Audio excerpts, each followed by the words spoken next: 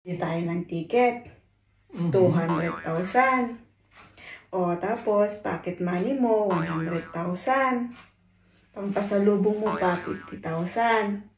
Siyempre, magpapasko, maghahanda ka, 20,000. O, tapos siyempre, may mga pangregalo, mga pangbigay sa bata, 20,000.